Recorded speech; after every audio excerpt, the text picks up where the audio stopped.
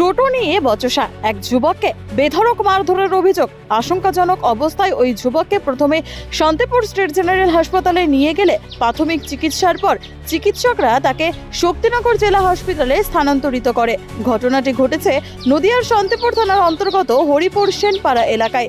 জানা যায় ওই এলাকার বাসিন্দা বিকাশ হাজরা গত শনিবার এলাকারই এক ব্যক্তির মৃত্যুতে শ্মশানে যায়। সেখানেই শেষকৃত্য সম্পন্ন করে টোটো নিয়ে বাড়ি আসছিল। ঠিক তখনই তারই এলাকার আর এক টোটোওয়ালা পাশ দিয়ে আসছিল।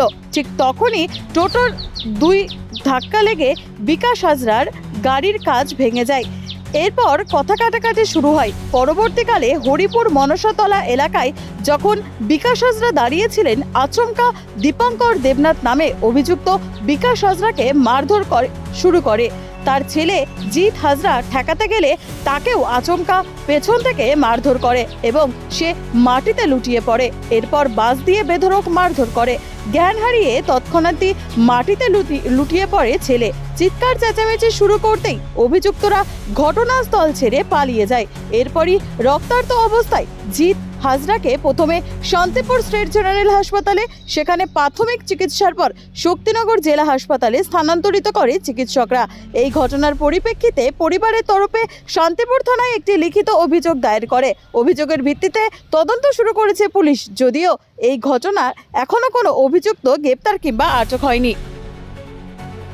ওর মা, ওর বাবা আর ওর ভাই ওরা আসে।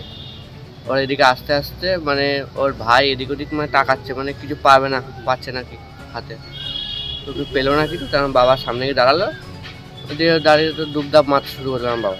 তো আমি কী করলাম, ঠেকাতে গেলাম। তো ঠেকিয়েছি, ঠেকিয়েটাকে দুজন ধরে আরেক ভাই গাটার পাড়ার লোক সবাই এসে দুজন আলাদা আলাদা করল। দিয়ে ওই দীপঙ্কর দেবনাথ উনি পেছন দিয়ে আসে। পেছন দিয়ে এসে তো আমি একটু ফোনে কথা বলছিলাম, তো আমাকে মারলো। তো মারার পর আমার কোনো ঘুষজ্ঞান নেই, আমি ডাইরেক্ট হসপিটালে আমার ঘুষ আসে। তো আসার পর তারপর আমি দেখি আমার নাক দিয়ে অটোমেটিক রক্ত বেরোচ্ছে। আমাকে সঙ্গে সঙ্গে আবার কল্যাণীতে এই কৃষ্ণনগরে ট্রান্সফার করলো, শক্তিনগরে।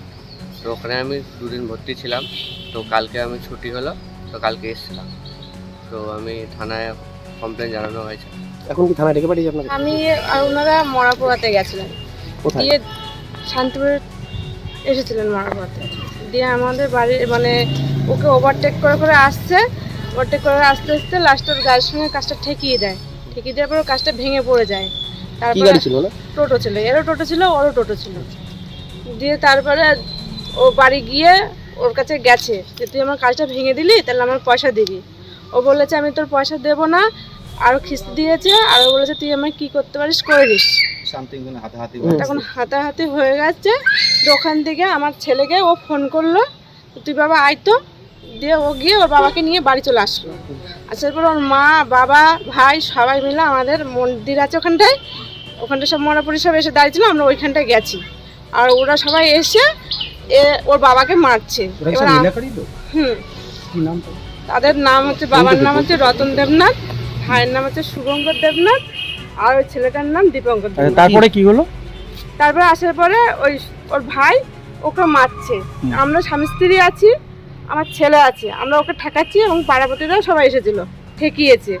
আর ও যে ছেলেটা আমার ছেলেকে মেরেছে, ও পেছন দিয়ে এসে আমার ছেলেকে এইভাবে মেরেছে। তখন আমরা ছেলে পড়ে মানে কাঁপছে, নাক মুখ দিয়ে সব রক্ত বেরিয়ে গেছে। আমরা ওই অবস্থায় নিয়ে আমরা হাসপাতালে চলে গেছি। আর ও আবার সবার সামনে এসে লাঠি ঘুরিয়ে বলছে মেরেছি আমি, দেখ আমি মেরেছি। যে পরিস্থিতিতে মারধর করেছে তো মারা যেত। হ্যাঁ, মারা তো যেত।